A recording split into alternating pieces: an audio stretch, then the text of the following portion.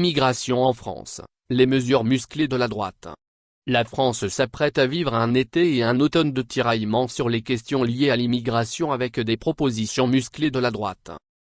2 projets de loi, jugés révolutionnaires, seront déposés par la droite traditionnelle qui veut définitivement fermer les portes de la France à l'immigration clandestine et à réguler très fortement les flux d'immigrants légaux. La classe politique française n'a pas fini de calquer ses positions sur celles des courants extrémistes. Un tel passage à l'offensive était dans l'air depuis que le parti Les Républicains s'est choisi comme président, en décembre dernier, Éric Ciotti, le plus à droite de ses dirigeants. Laminé lors de la dernière présidentielle où sa candidate Valérie Pécresse n'a pas pu obtenir 5% des voix, le parti veut se redéployer en surfant sur la rhétorique et la thématique de l'extrême droite, qui monte en puissance de scrutin en scrutin.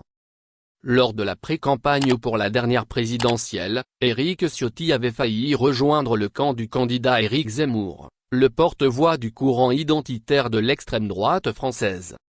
Pour expliquer les motivations de l'initiative des Républicains sur l'immigration, Éric Ciotti emprunte presque la formule à Zemmour. Ce qui est en jeu, c'est la subsistance de notre nation, sa cohésion, dit-il. L'annonce des 2 propositions s'est faite simultanément par les 3 principaux dirigeants du parti. Une manière de signifier que la question fait l'unanimité au sein de la formation politique. Éric Ciotti, président du parti, Bruno Retailleau et Olivier Marleix, respectivement présidents des groupes Les Républicains au Sénat et à l'Assemblée nationale, ont fait savoir dans une interview commune au Journal du Dimanche paru dimanche 21 mai. Que le parti présentera un projet de réforme constitutionnelle et un projet de loi pour changer totalement de cadre en matière de politique migratoire. La France risque de déchirer encore sur les questions de l'immigration. En France, les gouvernements successifs n'ont pas réussi à juguler le phénomène et ce n'est pas faute d'avoir essayé.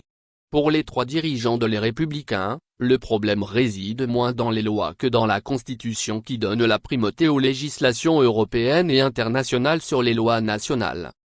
C'est pourquoi ils proposent une réforme constitutionnelle pour lever les obstacles juridiques qui empêchent l'application des lois anti-immigration. Il s'agit de prévoir des dérogations aux lois de l'Union européenne. C'est uniquement à cette condition que pourront être mises en application les mesures concrètes prévues dans le 2e projet de loi, explique Éric Ciotti. Pour ses initiateurs, cette loi devrait couper les appels d'air et les pompes aspirantes qui font venir de plus en plus de migrants en France. Ils s'opposent par exemple à l'idée de régulariser les travailleurs dans les secteurs en manque de main-d'œuvre. Ils sont 500 000 à s'installer légalement en France chaque année, selon Éric Ciotti qui invite à imaginer les conséquences dans 10 ans. Le texte envisage aussi de priver les migrants clandestins de tous les droits sociaux. Ceux qui sont arrivés illégalement doivent savoir qu'ils ne seront pas bien accueillis et qu'ils n'auront aucun droit, tranche le président de Les Républicains qui soutient que le délit de séjour illégal doit être rétabli en France. Ce délit, qui a été supprimé en 2003, signifie qu'un étranger peut être condamné à la prison puis expulsé, pour avoir commis un crime ou un délit.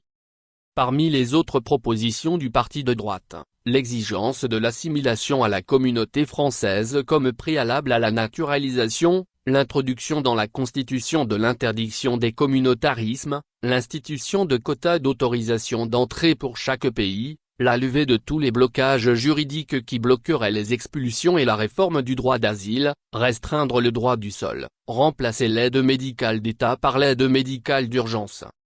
Les 2 projets seront déposés cette semaine et devraient être à l'ordre du jour des 2 chambres du Parlement en automne. La France risque encore de se déchirer. Merci de bien vouloir activer la cloche et de cliquer sur j'aime.